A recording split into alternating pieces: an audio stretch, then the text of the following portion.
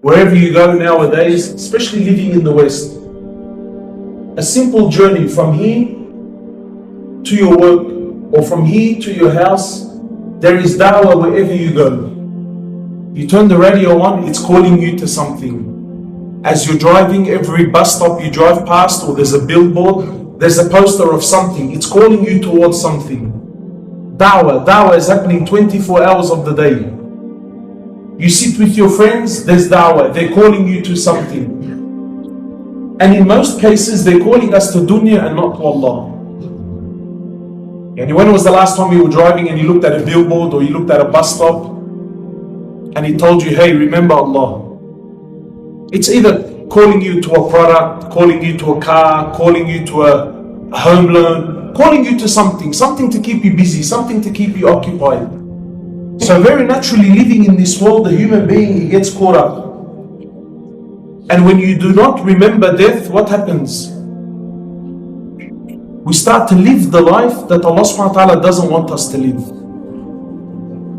But when you remember death, and the Prophet of Allah says, increase in the remembrance of death, it keeps the person in check.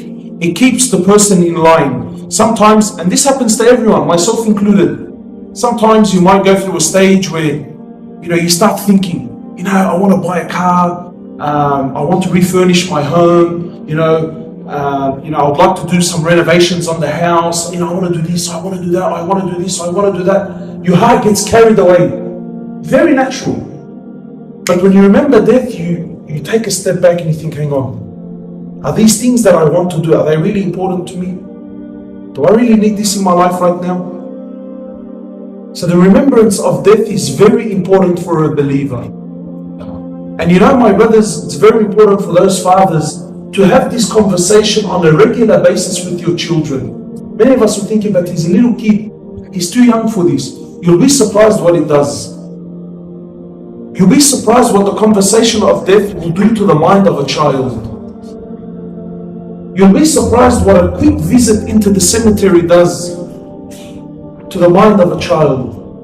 Just go there and let him ask you questions. You don't need to say anything. You let him ask questions and you answer to the best of your ability whatever he asks, and you'll be amazed with what they come up with.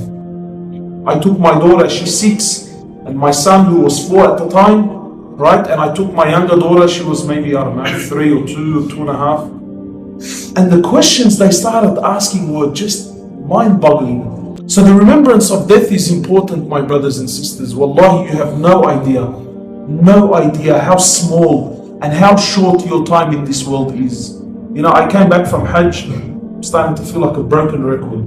I came back from Hajj on Saturday night. From Saturday night until today, there has been a death every single day. Every single day. For those of you that know, there's brother, he was at Hajj with me, Ahmed Dabbusi. His son died 6 years old. 6 years old in Lebanon. He was in Hajj, he finished his Hajj, him and his wife. They were going back to Lebanon to grab their kids and their family and come back to Australia. He went there, a few days later, his 6-year-old child died.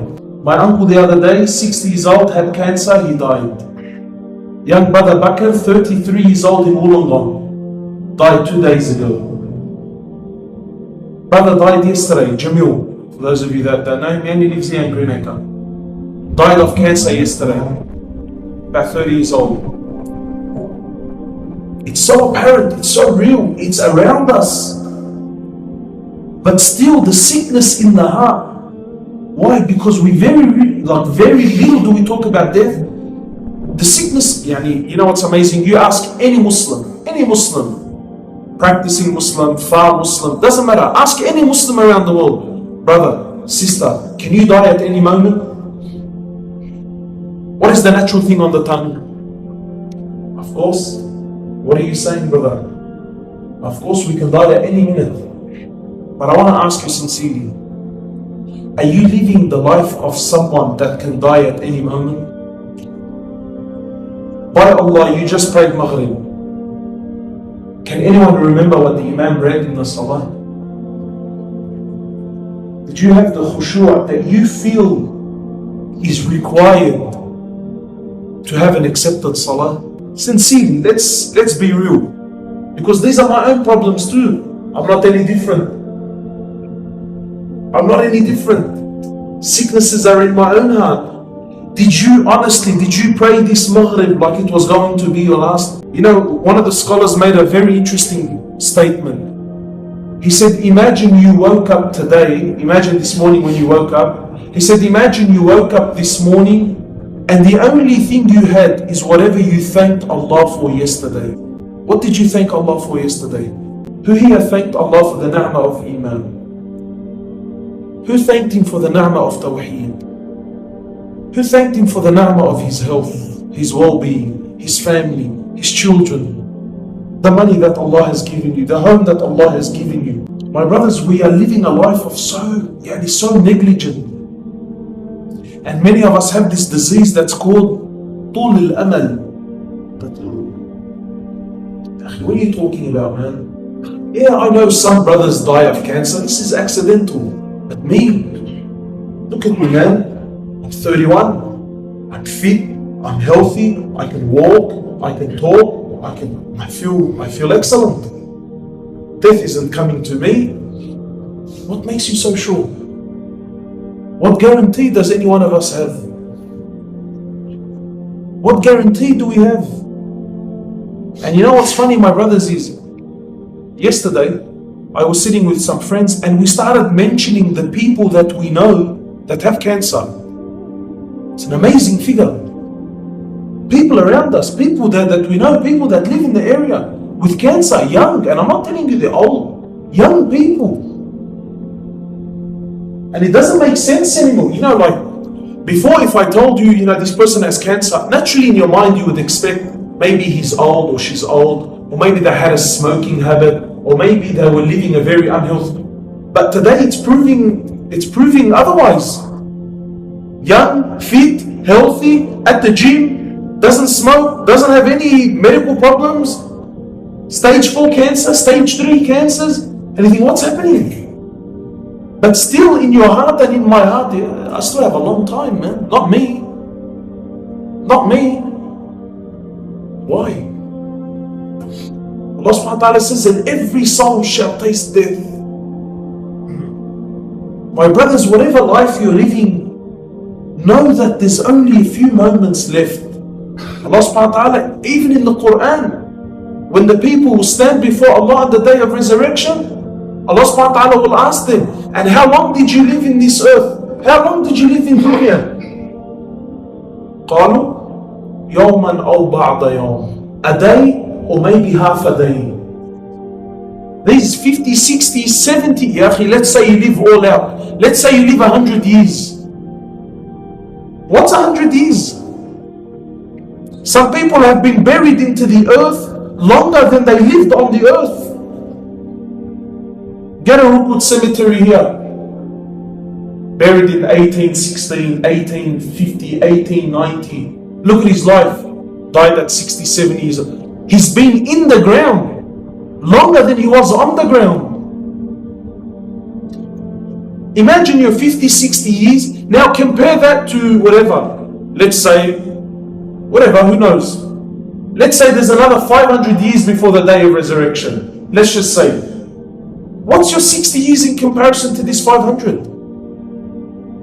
What's this 500 compared to the 50,000 years, the day of resurrection, Yawm al-Qiyamah, one day, 50,000 years long.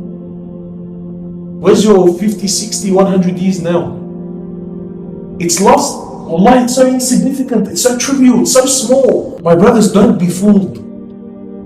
Your life in this world is so short, far shorter than what you think. Ali bin Abi Talib, he says, radiallahu ta'ala anhu, he says what? He says people are asleep and when they die they wake up. This world that you and I are living, it's a dream. It's an illusion, it's not real. You think this is life? Honestly, do you think this is happiness? You can't go for 3-4 hours. Either you get tired, or you get hungry, or you gotta go to the toilet. Or you can't go 3 hours. But you're dependent, you need something. Most parents are living here, growing up, raising their children, What's going to happen to my son? What's going to happen to my daughter? You live in fear up until they get married. And then when they get married, you have all new fears. Is their marriage going to work? Are they going to get divorced? Are they going to have kids? Are they going to be pious people? There's no happiness in this world. There's no happiness. The only happiness is in the hereafter. And if we're not working towards the hereafter, then the time that we're spending here is lost. It's wasted. Where am I going with my life? Where am I going?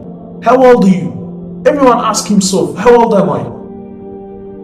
And billah alayk, be honest. What have you established in your lifetime? What have you put forward for your akhirah? What are you eager and keen that, Ya Allah, I can't wait. I can't wait to leave this dunya because I'm so excited. I have so much to show you. I'm so proud of the life I live. Ask anyone, Wallahi, grab the biggest alim in the world. Brother, you ready to die? Man. Keep me away. Give me some time. So what are you doing? What are we doing? Look at our lives. So far. So far. If I was to ask any one of you now, sincerely, Ya Akhi al-Kareem, are you happy with your salah? Nah, wallahi, my brother, no. So what are you doing to fix it? You've been praying for 10 years, 15 years you've been praying. The salah you prayed today is still the same as 10 years ago. So where are you going with it? Allah subhanahu wa ta'ala says, قَدْ أَفْلَحَ الْمُؤْمِنُونَ الَّذِينَ هُمْ فِي صَلَاتِهِمْ خَاشِعُونَ. Allah subhanahu wa ta'ala says, successful are those believers, not the Muslims. Successful are those believers whom in their salah they possess khushu', concentration, devotion, contemplation. You and I, still, I'll speak about myself so no one gets upset. And as soon as I say Allahu Akbar, I start quoting jobs. I'm crunching numbers. Where is my mom and where is my wife and what did she cook and what? I think about anything and everything except Allah. But please, you be honest. We're brothers and we're having a genuine discussion. Be honest with me. If I die with this heart and this quality of salah, do you think I'm deserving of Jannah? You be real with me. If I die with this quality of salah, do you think I deserve Jannah? Ask anyone. Ya akhi, are you happy with your quality of Quran? Everyone gets shy. It's like a turtle. He goes back in his shell. Ya Allah. Don't point the finger at. You have Quran. I was with my family. Between my father and my uncles. They're all over 50. All of them are over 50. And still till today, these are Arabs that came from Lebanon and still till today, they're leading salah. Sirat al-lazina an'amta alayhim. But ya akhi, when's the time that you're going to sit down with someone, fix your tajweed, fix your Quran? People tell you, ya akhi, wallahi, no, I'm shy. Surah Amri 40, I'm 40 years old. Ya akhi, why are you shy? People are not shy to promote and parade that they're homosexual. People are not shy to promote and to parade. Wallahi, I've seen men, the things they do to their faces, it's so embarrassing. Yet he walks the street and he's so proud and he's so happy. Yeah? The way people dress, the way the colors, men, grown men, wearing pink. I don't understand. I've been told it's fashion. Allahu Alam. But a grown man is happy to wear pink and he'll promote it. But you're shy to stand or to sit in front of someone and tell him, hey, teach me the book of Allah. People are doing courses and starting trades at the age of 40. What's embarrassing about learning the book of Allah? What's embarrassing about that? The ulama say two people will never learn. Two people will never learn. You know who they are? The one that's too shy to ask a question, this person will never learn in his life. And the one that has arrogance, I already know. These people will never learn. We ask Allah to not make us of either of them. No, we want to learn. We want to move forward. So I don't want to drag this on, my brothers, but our life is very short. Ask yourself, what am I doing? Have you ever sat in an exam? Has anyone here ever sat in an exam? Anyone? Yeah? Have you sat in an exam? Have you noticed that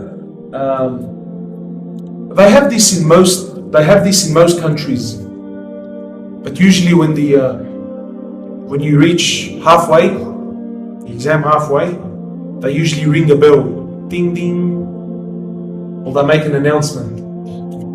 40 minutes left. What's that do to you?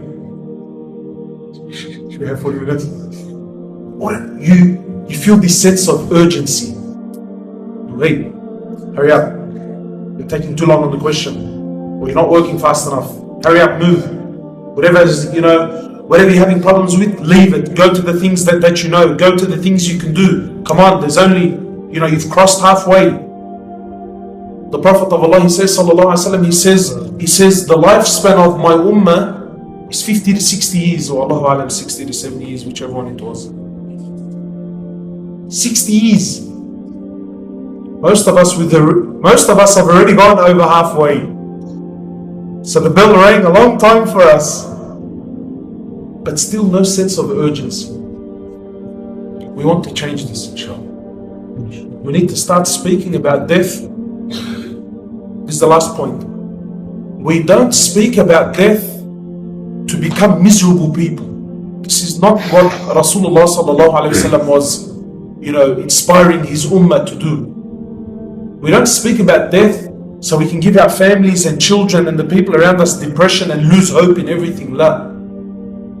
Rather, we speak about death to inspire the person to stay on track and don't get caught up with unnecessary things. We speak about death to move us in a positive way to move forward, to get more active. This is why we speak about death. Not to make you depressed and give up on life and wallah, what's the point? We're all going to die. Let's just all sit back and wait for death. No, this is not the way of a believer. Rather, we speak about it in a positive way so we can move in a positive direction. We ask Allah subhanahu wa ta'ala to make us of those that continuously remember and to not make us of those who are neglectful. We ask Allah subhanahu wa ta'ala to have mercy on all those that have died and left us. We ask Allah subhanahu wa ta'ala to have mercy on us. Subhanakallahumma bihamdika ashhadu an la ilaha illa